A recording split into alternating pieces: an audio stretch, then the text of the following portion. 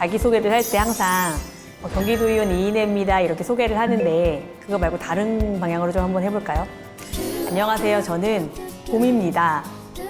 이렇게 소개를 좀 해보고 싶은데요. 저는 사실 봄이라는 의미를 두 가지를 좀 설명을 드릴 수 있을 것 같아요. 하나는 따뜻한 그 봄의 의미를 담은 따뜻한 정치인이 되고 싶은 봄이라고 설명을 드릴 수도 있고요. 또 하나는 그 봄은 고다라는 의미를 좀 가지고 있거든요. 또 낮은 곳에 좀 시선을 더 많이 두고 싶다라는 의미로 저는 이인혜는 봄입니다 이렇게 소개를 한번 해봤습니다.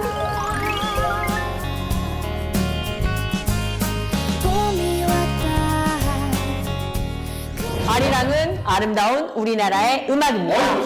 여보세요. 중요한 건 서술이야.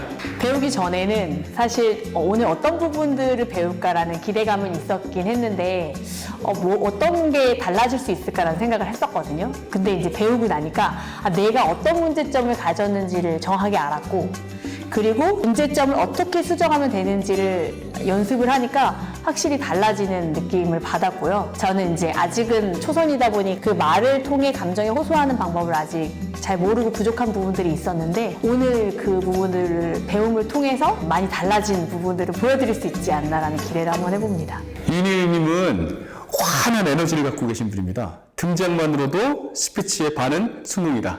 발음에서 이중음이나 조금은 호소력 짙은 목소리만 살짝 가미된다면 굉장히 상위 단계로 갈 수 있는 그런 의원입니다. 이 사진은 저희 가족 사진인데요. 저랑 저희 남편 그리고 이제 제가 아이가 셋이거든요. 이 아이들이 사실 제가 정치를 하게 된 목적이고요. 그리고 사실 아이들이 더 살기 좋은 세상을 만들기 위해서 제가 이렇게 달려들었는데 그 중에서 우리 막내가 특히 저에게 가장 힘을 주고 있는 존재라고 저는 생각을 하고요. 저는 사실 입양 가족이에요. 그래서 이제 입양 가족 하면은 사람들이 다 많이 당황해 하시긴 하세요. 그러면은 왜 입양을 하게 됐어요? 아이를 이미 둘을 낳았는데 왜 막내를 또 입양을 했어요? 이런 얘기를 되게 많이 하시거든요. 아이는 가정에서 자라야 된다라는 생각을 하고 있어요. 그래서 사실 남편과 되게 많은 고민 끝에 입양이라는 부분들을 선택을 하게 됐고 그래서 이제 마음으로 낳은 아이를 만나게 됐죠.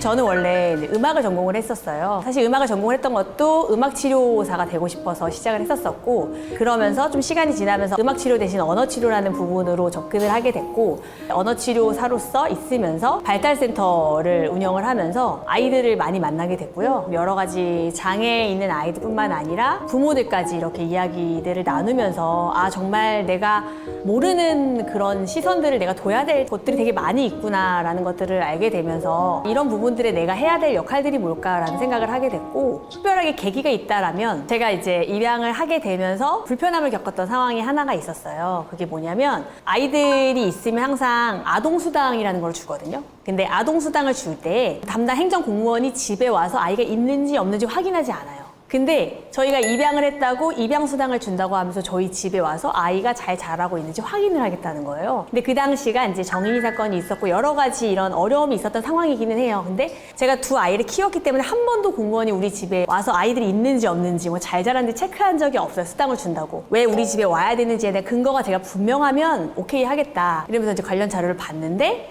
이제 행정적인 실수가 있었던 거죠. 그러니까 장애 아를 입양했을 때는 와서 행정 절차로 확인을 하는 상황들이 있는데 저희는 그런 대상자가 아니었던 거예요.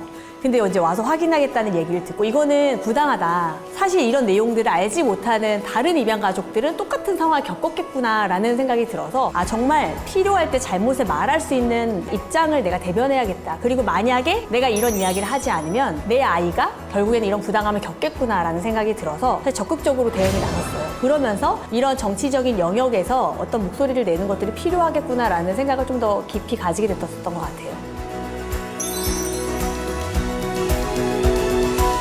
저희 이제 아빠가 목사님이세요. 사실 어렸을 때부터 엄마 아빠가 해오던 모습들을 되게 많이 봤어요. 주변에 소외되신 분들한테 먼저 다가가셔가지고 도와주시고 하는 그런 모습과 이야기들을 들으니까 제 입장에서는 그게 약간 당연한 부분들이었어요. 그러니까 저희 아버지도 주변에 어떤 독거노인분들이 아프시면 자녀가 없으시니까 그분들이 모시고 가셔서 병원에 입원시켜드리고 불편하면 뭐 대변까지도 다 받아주시고 이런 상황들을 제가 주변에서 보니까 이런 역할들을 할 사람들이 필요하구나 않나라는 생각이 들었고, 그리고 어느 날 제가 아빠한테 제안을 한 번 한 적이 있어요. 그러니까 우리 주변에 독거노인분들이 많으니까 우리가 쌀통 같은 걸 하나 만들어서 필요한 분들이 가져가서 먹을 수 있게 해보자. 그래서 교회 앞에다가 쌀통을 이렇게 놓고 이제 쌀을 필요한 사람들이 이제 퍼가서 가져갈 수 있게 봉지도 걸어놓고 막 이런 것들을 했었거든요. 근데 이제 그런 부분들이 이제 저한테도 입장에서 시작이 되었던 거죠. 아, 주변의 사람들을 돌볼 수 있는 그런 다양한 고민들을 좀 해봐야겠다. 어렸을 때부터 그래서 좀 부모님들이랑 같이 소통하면서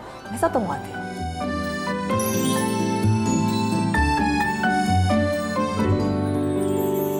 국내 입양에 대한 부분들을 좀 얘기를 드리고 싶어요. 국내 입양은 사실은 되게 건강한 아동만 입양을 하는 부분들이 있어요. 이제 해외 입양으로 가는 상황들을 보면 그런 부분들이 좀 더 덜한 게 많거든요. 그러니까 우리가 국내 입양이 좀 더 까다롭죠. 그런 부분들이 좀 개선이 되면 좀 더 많은 아이들이 입양 갈 수 있지 않을까 하는 생각이 드는데, 저도 그런 생각을 했어요. 내가 아이를 임신하고 아이를 낳을 때 성별을 선택하지 않았고 장애 유무를 선택하지 않았고 이 아이가 더 똑똑하고 덜 똑똑하고로 우리가 판단할 수 있는 근거가 없거든요. 그래서 사실 제가 이렇게 정치인으로서 나와서 우리 아이를 입양했어요 라고 말하는 게 불편할 수도 사실은 있거든요. 왜냐하면 저를 또 다른 시선으로 볼까봐 저는 그게 불편할 수도 있는데, 내가 이렇게 건강하게 입양에 대해서 말해야지 우리 아이도 아무렇지도 않게 입양에 대해서 말할 수 있지 않을까? 그러니까 입양 관련해서 사회 경제적인 요인으로 보자면 사회적으로 사실 출생률이 엄청 감소하고 있어요. 그렇기 때문에 입양 아동도 줄고 있지 않나라는 방향으로 볼 수 있을 것 같고요. 두 번째로는 법적인 제약이 좀 더 많아졌다라고 볼 수 있는데, 예전에는 입양 가족의 기준과 입양 아동의 기준들이 까다롭지 않았었던 걸로 알고 있어요. 조금 시간이 지나고 여러 가지 사건들이 발생하고 함을 통해서 입양을 원하는 부모의 기준들이 정말 높아지고 입양 가족이 되어도 사업 평가라든지 해야 될 역할들이 훨씬 많아지다 보니까 하려고 하다가도 이제 중지하시는 경우들도 있다고 하더라고요. 그리고 셋째로도 보면은 사회적 경제적으로도 요인이 하나 있지 않나라고 생각하는데, 그 중에 이제 아이들을 키울 때 그 비용이 정말 많이 들어요. 그렇기 때문에 입양을 해서 키우나 내가 아이를 낳아서 키우나 결국에는 아이를 낳았을 때 내가 소모해야 되는 에너지와 비용과 여러 가지 희생과 이런 것들이 좀 줄고 있지 않나라는 생각이 들어서 이런 요인들을 한번 생각해 볼 수 있지 않을까 생각을 합니다. 야구에서 파울볼 받아보셨어요? 이거 약간 행운의 볼이라고 이야기하지 않나요? 아이들이랑 같이 야구 보러 갔었는데 그냥 사실 받으려고 하지도 않았었거든요. 그냥 자리에 앉아서 응원을 하고 있는데 볼이 굴러 들어왔어요. 다른 사람들 받으려고 되게 노력하잖아요. 근데 저는 사실 받으려고 하지 않고 그냥 아이들 보고 있었는데 공이 옆자리에 와서 이렇게 잡게 됐거든요. 그래서 제가 생각할 때에도 나에게 행운이 굴러 들어왔구나 라는 좀 생각을 하게 됐어요. 이 파울볼로. 제 정치도 이 파울볼과 같다라고 생각을 합니다. 국민의힘 16명의 청년 정치인 중에 여성 정치인이 딱 하나거든요. 그게 바로 접니다. 여성 청년들을 대변할 수 있는 기회를 얻지 않았나라는 생각을 하고요. 이런 기회를 통해서 여성들이 가지고 있는 그런 여러 가지 어려움들을 제가 더 자세히 살피고 또 그런 것들을 대변할 수 있는 역할을 할 수 있지 않을까라는 생각을 한번 해봅니다. 국민의힘 의원들 중에 혼자만 청년 여성이 있을 거라고 생각을 못했어요. 되게 많은 의원님들이 같이 함께 했을 거라고 생각을 했는데 막상 들어와 보니까 청년 여성을 대변할 수 있는 다른 의원님들이 없다 보니 나랑 공감대를 형성할 수 있는 부분이 상대적으로 적은 거죠. 그래서 그런 부분들에 대한 어려움이 있고, 어쨌든 내가 이걸 해야 되는데 어떤 방향으로 해야 될지에 대한 부담감도 사실 조금 있고, 여성으로서의 이점이라기보다는 제가 조금 더 세밀하고 세심하게 이런 여성에 관련된 부분들을 신경 쓸 수 있는 건 이점인 것 같아요. 그러니까 다른 사람들은 육아 이런 데 관심이 좀 덜 하거든요. 근데 이제 그쪽에 저는 관심을 좀 많이 가지고 있고, 미혼모 정책이라든지 베이비박스 막 이런 거는 제가 좀 더 아이랑 관련된 것들에 관심을 많이 보이고 있어요. 제가 조금 더 다양한 정책적인 부분들에 대해서 제 경험과 제 시선과 제 주변 사람들의 이야기와 이런 것들을 종합해서 더 좋은 방향으로 끌고 나갈 수 있는 거는 제 이점이지 않을까 생각을 해요. 이게 뭐 같나요? 약간 유령 같은 느낌이 좀 드나요? 유령 아기라고 들어보셨죠? 그 부분을 좀 설명해 드리려고 한번 가져와 본 인형인데요. 그리고 또 바구니도 가지고 왔어요. 바구니와 유령아기 하면 생각나는 부분들이 있을까요? 얘는 베이비박스라고 한번 이야기를 해볼 수 있을 것 같고, 베이비박스에 있는 아기, 베이비박스에 대한 이야기를 좀 드려보고 싶어서 이렇게 가져오게 되었습니다. 베이비박스는요, 아이들을 키울 수 없는 환경을 가진 엄마가 아이를 출산을 했는데 이 아이를 어떻게 해야 될지 고민하다가 베이비박스로 와서 아이를 두고 가게 되는 그 아이들을 보호하고자 만든 베이비박스라고 말씀드릴 수 있을 것 같아요. 제일 많이 들었을 때는 16년이구나.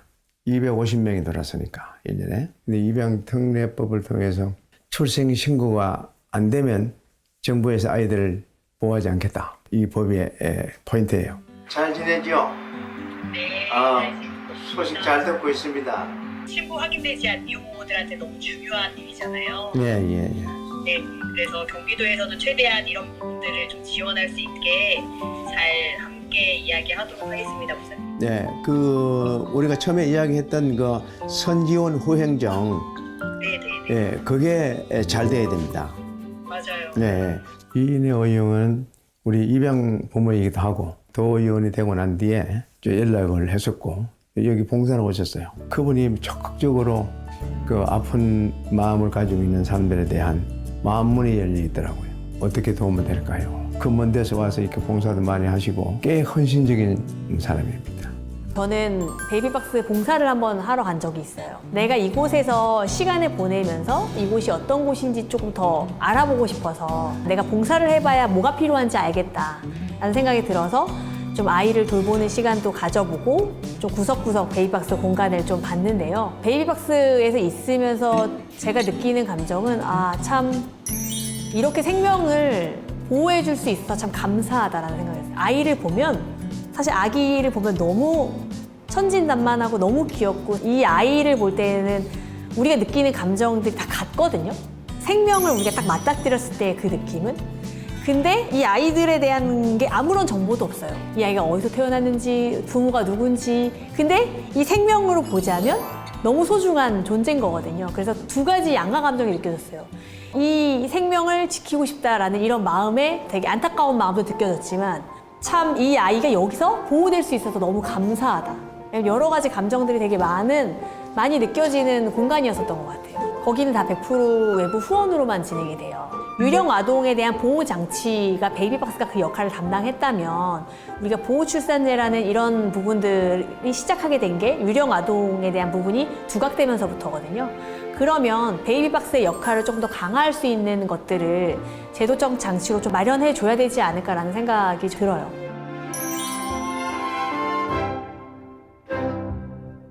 제가 이제 도연되고 나서 2022년 한 11월쯤에 도정 질의를 한 적이 있어요. 그래서 이제 그 도정 질의를 준비를 하면서 정말 많이 준비했는데 준비하면서 이제 영상을 시청하고 그 당시에 제가 되게 벅차오르는 감정에 살짝 울컥했던 그런 상황들이 있었거든요.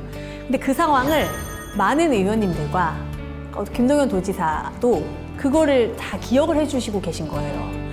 저는 너무 감사한 게 그 상황이 지금의 이런 부분들을 만들었지 않았을까라는 생각을 하거든요. 왜냐면 시작이 그런 그 출생신고 되지 않은 아이, 그러니까 결국 유령아동이라고 얘기를 하는데 그 아이들이 지켜지지 않고 있다. 그 아이들을 우리가 보호하지 않고 있다라는 그 호소가 많은 의원님들과 김동연 도지사를 비롯한 많은 집행부들에게 울림이 되지 않았나 이런 생각을 하게 됐고 그 이후에 2023년도부터 이런 방법을 어떤 방식으로 조금 만들어 나갈까를 고민을 했어요. 그러면 우리는 콜센터의 방향으로 만들어 보자. 그러니까 경기도형 베이비박스는 조금 더 다르게 만들어 보자.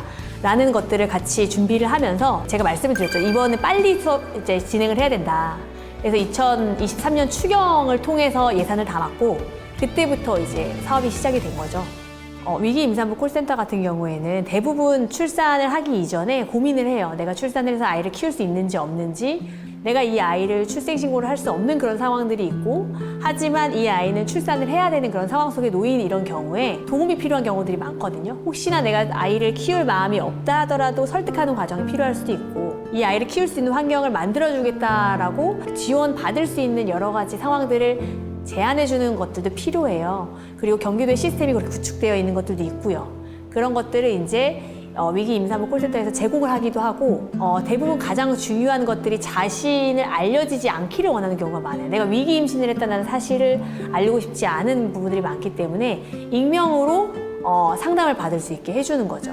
그리고 이후에 이제 출산하거나 이런 과정 속에서도 좀 도움을 줄 수 있는 그런 역할을 하기 위해서 위기 임신을 했을 때 먼저 누군가 도와줄 사람들이 필요하잖아요. 그럴 때 먼저 도움을 받을 수 있는 창구를 만들고자 위기임산부 콜센터를 시작을 하게 된 거예요. 근데 하루에 그럼 몇 건 정도 연락이 오는 거예요? 보통 하루에 전화 오는 건수는 한 20여 건 정도가 오는 경우도 있는데 그거는 초기 상담에서 오는 전화이고요. 초기 상담 외에도 저희가 계속적으로 사례를 관리를 하려고 하면 보통 한 상담원당 기본적으로 30건 이상씩은 계속적으로 전화 상담을 진행하고 있습니다. 가장 중요한 건 엄마가 가장 키우는 게 가장 좋은데 네. 그렇지 않게 어떻게 보면은 자기의 그런 비밀이나 이런 것들을 보장해달라고 하면서 상담을 오는 경우들도 많이 있을 것 같아요. 그래서 아직 부모님이 모르시는데 친구들한테 안 알렸으면 좋겠는데 어떻게 해야 될지 모르겠어로 전화가 오시고 그러면 양육과 출산에 대한 거 질문을 하시거든요. 그럼 밝히지 않고 애를 낳을 수 있는 방법을 이제 그제서야 물어보시죠. 광명 위기 임산부 콜센터 같은 경우에는 저희가 임신한 위기 임산부한테 초점을 좀 맞췄어요. 그래서 내가 위기 임신을 했을 때 여길 통해서 도움을 받을 수 있는 루트들을 마련해달라고 요청할 수 있는 그런 부분들을 저희가 담았고요. 그렇기 때문에 익명으로 상담을 받을 수 있고 또 출산 과정이라든지 아니면 아이를 보호할 수 있는 그런 루트들이 경기도에는 정말 많이 있거든요. 저희가 경기도에는 아동 일시보호소들도 있고 여러 가지 그런 공간들이 있는데 그런 부분들에 대한 연계와 도움을 줄 수 있는 절차들을 마련한 곳이죠. 출생신고 되지 않으면 확인이 어렵잖아요. 아이가 현재 지금 존재하는지 안 하는지 행정상으로 확인이 어려운 이 아이들을 얘기하고 있고요. 유령아기는 얼마나 있는지 명확하게 조사할 수 없는 게 사실이에요. 지금 현재 유령아기에 대해서는 보호출산제에 관련된 특별법안이 국회를 작년에 통과를 했어요. 그래서 그게 시행일이 이제 7월부터 시행이 되는데요. 내가 출산을 할 때 익명으로 출산을 할 수가 있어요. 원래는 익명으로 출산을 병원에서 할 수 없거든요. 근데 익명으로 출산을 할 수 있고, 근데 익명으로 출산을 해도 출생신고가 바로 될 수 있게 연결을 해주기 때문에, 왜냐면은 그냥 출생신고가 되는 게 아니라 이제는 출생등록제가 같이 시행이 되거든요. 아기를 낳으면 바로 출생신고가 돼요, 이제는. 병원에서 바로 신청을 하기 때문에. 이전에는 출산을 한 부모가 행정기관에 가서 등록을 해야 했는데 그게 사라지고 병원에서 바로 출생신고를 하기 때문에 아이들은 바로 출생신고가 되고, 그렇기 때문에 아이 입장에서는 내가 태어났다라는 사실이 바로 신고가 되기 때문에 여러 지원을 다 받을 수 있고요. 하지만 그 익명으로 출산을 할 수 있기 때문에 그 위기 임산부 입장에서는 보호받을 수 있는 부분들이 있게 되는 거죠. 그러니까 굳이 병원이 아닌 다른 곳에서 출산할 이유가 없어지게 되는 거죠. 현재 우리나라의 유령아기의 수는 2015년부터 2022년까지 조사한 결과에 따르면 한 2,200여 명 정도라고 보고가 되어졌고요. 그 중에 한 1,040여 명 정도, 한 46% 정도가 베이비박스에서 발견이 대부분 다 됐고, 나머지 아이들은 사망한 경우들도 있었고, 그런 여러 가지 결과들로 저희가 나타난 것으로 확인을 하게 되었습니다. 제가 그 노래를 만들게 된 계기가 그런 영향이 조금 더 있었으면 좋겠다라는 의도가 있었어요. 조금 더 사회적으로 많이 알려져야 된다라고 생각을 했었고, 단지 정치인들이 어떻게 이야기하는 것뿐만 아니라 좀 더 주변에 많은 사회적 이슈가 됐으면 좋겠다는 생각이 있었어요. 이렇게 노래까지 만들게 된 상황들이 생긴 거죠. 이인혜 의원을 통해서 베이비박스 아이들의 실태에 대해서 알게 되었는데요. 그 아이들에게도 가정이 필요하다는 것에 깊이 공감을 했었습니다. 그리고 하나의 정책이 통과되기까지 필요한 것은 관심이겠구나 생각하게 되었고, 아가들에게 꼭 필요한 정책이 만들어지길 바랬어요. 앞에만 살짝 불러볼게요. 한 번도 들어보지 못한 이 노래, 생일 축하합니다. 네. 한 번도 들어보지 못한 이 노래, 생일 축하합니다.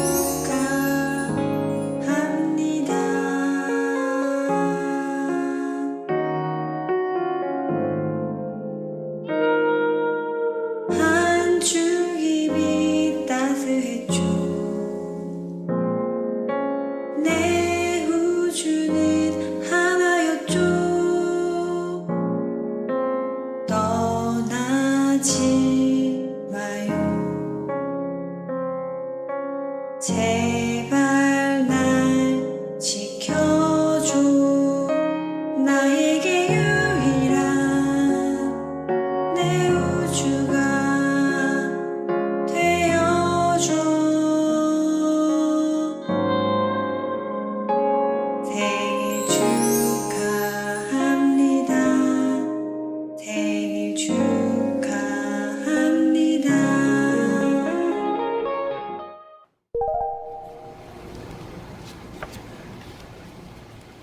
이게 뭔지 아세요? 이거는 양육비를 보내지 않고 있는 친부에게 보내는 체납 고지서입니다. 이걸 제가 왜 가지고 왔냐면요. 양육비를 이행하지 않고 계신 친부들이 많이 계시기 때문에 그런 부분들에 대한 약속을 좀 지켜달라고 제가 이것을 오늘 가져와 봤습니다. 제가 지난번 5분 발언을 통해서 인지청구라는 이야기를 했었어요. 근데 인지청구 소송이라는 것은 뭐냐면 친부가 임신을 한 그 미혼모에게 이 아이가 내 아이가 아니야 라고 얘기했을 때 유전자 검사나 이런 것을 통해서 이 아이가 너의 아이가 맞아 라고 하는 그 청구하는 소송을 이야기를 해요. 그래서 이 아이가 너의 아이가 맞아 그러면 이 친부는 양육비를 이 친모에게 줘야 될 의무가 생기게 되거든요.